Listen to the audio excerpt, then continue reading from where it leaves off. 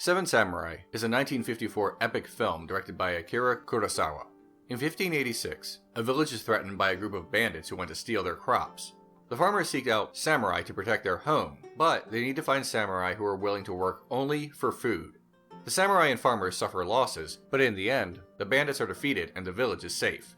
Historical context for Western audiences may be necessary. A samurai was a soldier in the Bushi social class in feudal Japan. During the period of 794 to 1185, samurai were generally armed enforcers of rich landowners, many of whom left the imperial court after being shut out of power by the Fujiwara clan. Simplifying the samurai as soldiers of Japan does not begin to explain it, because the allegiance of the samurai varied greatly.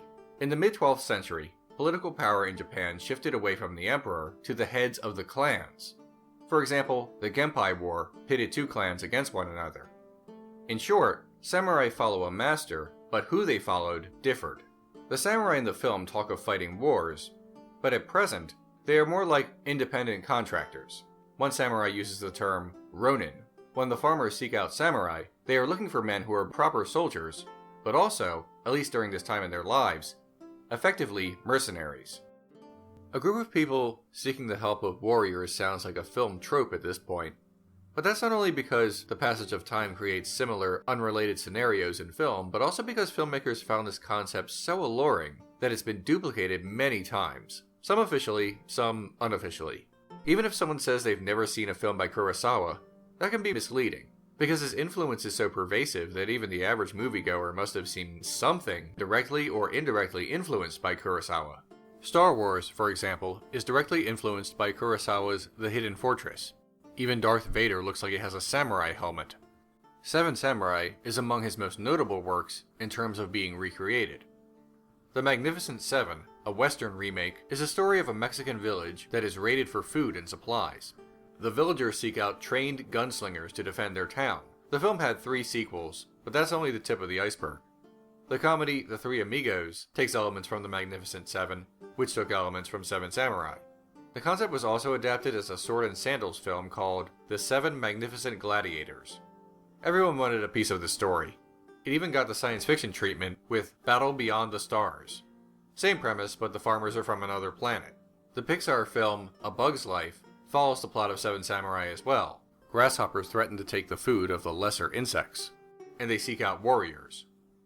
There are many more examples, but the point is, everyone wants to make Seven Samurai. Although Seven Samurai was remade into a western, it should be noted that this is actually a symbiotic relationship. Many of Kurosawa's films were influenced by American westerns, particularly those of John Ford.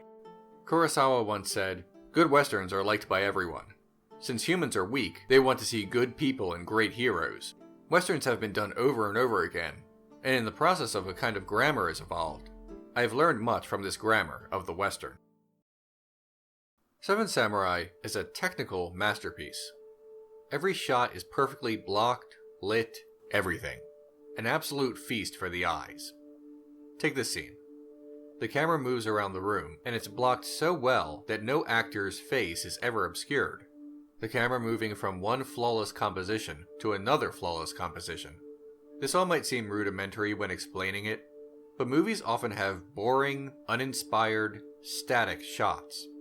Kurosawa's films, especially Seven Samurai, engage the audience through movement. It creates visual interest, whether we are seeing characters moving, the camera moving, weather, or any number of other elements. This is actually my favorite scene in the film, and although the plot surrounding it helps, it's the visuals that haunt me the most. A young apprentice samurai has fallen in love with a young woman. They have sex, and her father is mortified. From his reaction, it seems he believes she has shamed her family and shamed herself. The samurai defend their own, explaining that they're in love, and this sort of thing happens all the time before a battle, when everyone is nervous they might die tomorrow. In the end, the young samurai is still ashamed. The scene, drowning in rain, slowly transforms, removing character after character until he feels completely alone. The combination of innovative cinematography and careful editing gave Seven Samurai a unique look for its time. Kurosawa used telephoto lenses, which was rare in 1954. He also used multiple cameras, especially during action sequences. He worried that if he only shot with one and then stopped to do another angle, the action might not be able to be duplicated. Let's look at the final action scene as an example of Kurosawa's shots and editing. Bear in mind that Kurosawa was one of the few directors at the time who worked as his own editor. In the beginning, we see the flag of the Seven Samurai. Parallel editing allows us to shift among the various threads of the battle. In this sustained shot, we see the camera moving to keep up with the pace of the action, and then when the camera is steady, the movement switches to the background. This is a common element in Seven Samurai and Kurosawa's films in general. Movement, meaning movement of people, of weather, and of the camera. Enough to always keep the eyes moving and the mind guessing, but not so much to ever be confusing or ugly. At the end, we see a wide-angle shot to tell the audience that the tension is over, and then the flag, soaked with rain, bringing us full circle. Kurosawa's signature editing techniques are all over this film. Notably, the wipe. It's an effect created through an optical printer, wiping away the image and beginning a new scene. It typically shows a passage of time as opposed to a dissolve. Kurosawa popularized this. You've no doubt noticed that I always use this in my episodes when transitioning from one topic to another. Seven Samurai's philosophical core can be found in the famous monologue of Kikuchiyo. Up until this point in the film, not much is known about the character, except he has clearly been lying about being a trained warrior. He appears almost as a comic relief character, until suddenly he stands upright and confronts the other 6 in his group.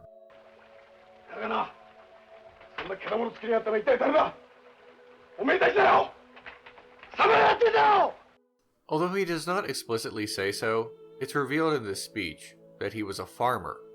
He claims not to trust farmers, saying they hide their sake and their crops away from the samurai, making them appear poorer than they actually are. But then, he insists that it's not actually their fault. The samurai come into their towns, take what they want, rape their women, and ruin the lives of everyone in the village. Remember, the samurai were generally armed servants of the wealthy and the nobility. What's fascinating about this speech, in a historical context, is that Seven Samurai is a post-World War II film, made shortly after the United States occupation of Japan. A little background may be helpful here. After the defeat of Japan in World War II, the United States took the lead in occupying and rehabilitating Japan. Between 1945 and 1952, the U.S. occupying forces enacted widespread military, political, economic, and social reform. Seven Samurai was made 2 years after the end of the occupation. It's a samurai film. This is a film about something culturally significant to Japan. A film about its national identity, both historical and modern.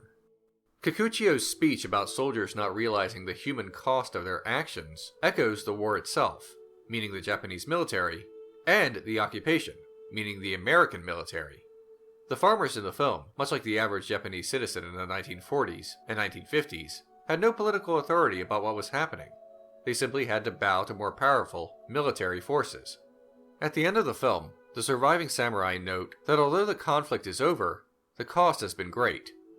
The victory is for the people, but not for the samurai. Most of the 7 are buried. Seven Samurai hopes for an understanding between the Japanese who wish to embrace the past and its ideals, and those who want to redefine what their culture is and can be.